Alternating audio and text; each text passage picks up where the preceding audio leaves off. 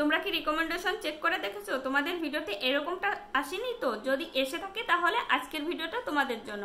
কারণ আমরা নতুন নতুন ইউজার আছি, এখনো পেজ সম্পর্কে ততটা ভালো কিছু জানি না, যে কারণে আমাদের নানান সমস্যায় পড়তে হয়।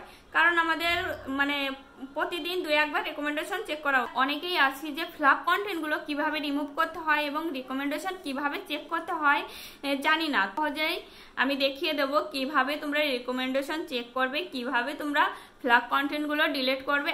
আর একটি বড় কথাটা হচ্ছে যে এই সব আমরা যেগুলো ফ্লাপ কন্টেন্ট আছে এগুলো যদি আমরা রিমুভ না করে দিই তাহলে একটি সময় আমাদের পেজে বড় ধরনের সমস্যা হয়ে যেতে পারে। যেমন বিভিন্ন ধরনের পলিসি ইস্যু টিস্যু চলে আসতে পারে। আর সবচাইতে বড় কথা যে এই ভিডিওগুলো যদি আমরা ডিলিট না করি তাহলে আস্তে আস্তে আমাদের পেজটা ডাউন হয়ে যাবে, তখন আর আমাদের কোনো ভিডিওই ভাইরাল হবে না। কারণ আমরা মনে একটা আশা নিয়ে পেজ খুলি যে এখান থেকে কিছু টাকা ইনকাম করব, কারণ সেটাই যদি না হয় তাহলে মনটা ভেঙে যায়। তো গাইজ আমরা চলে যাব হচ্ছে ফেসবুকে যাওয়ার পরে যে এখানে 3 ডট মেনু আছে এখানে যাব। এখানে যাওয়ার পরে তোমরা দেখতে পাচ্ছ এখানে প্রফেশনাল ড্যাশবোর্ড আছে, তো সেখানে যাব। তো যাওয়ার পরে দেখো আমরা নিচের দিকে চলে যাব। নিচের দিকে যাওয়ার পরে দেখতে পাচ্ছ এখানে টুলস আছে। তো এই টুলসে পেজের নিচে হচ্ছে পেজ রিকমেন্ডেশন আছে। তো আমরা চলে যাব পেজ রিকমেন্ডেশনে। তো পেজ রিকমেন্ডেশনে যাওয়ার পর তোমরা দেখতে পাচ্ছ এখানে রিকমেন্ডেবল হয়ে আছে, তার মানে এখানে আমার ফ্ল্যাগ কন্টেন্ট আছে।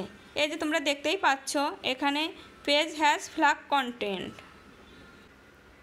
এটা হচ্ছে এই এখন কোন ভিডিওতে এই সমস্যাটা হয়েছে এটা রিমুভ করে দিতে হবে।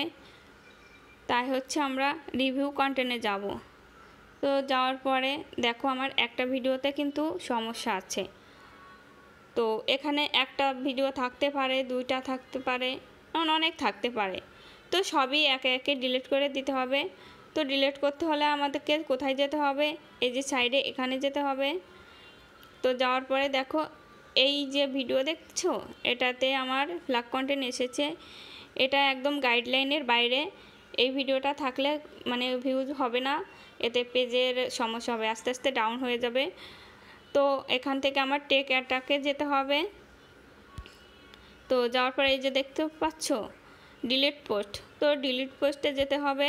ডিলিট পোস্টে যাওয়ার পর এই যে এখানে ডিলিট করে দিলেই আমার এটা ডিলিট হয়ে গেল। ঠিক আছে, এই যে দেখো সেই আগের জায়গায় ফিরে এসেছি। এখানে দেখো টিক মার্কস চলে এসেছে, ঠিক আছে।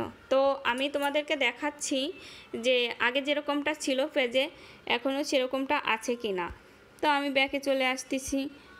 ব্যাকে আসার পরে এই যে আবার আমি প্রফেশনাল ড্যাশবোর্ডে গেলাম।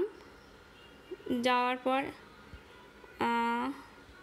দেখে আস্তে আস্তে আবার নিচে যেতে হবে। এই যে পেজ রিকমেন্ডেশন, তো পেজ রিকমেন্ডেশনে যাওয়ার পর দেখো এখানে কিন্তু কোনো সমস্যা নেই। আগে যে সমস্যাটা ছিল সে সমস্যাটা নেই, সমস্যাটা আর কি ঠিক হয়ে গেছে। তো আজকের মতো আমার ভিডিওটা এই পর্যন্তই। তোমাদের যদি একটু ভালো লেগে থাকে তাহলে লাইক কমেন্ট করে যেও আর আমার সাথে থেকো। বাই।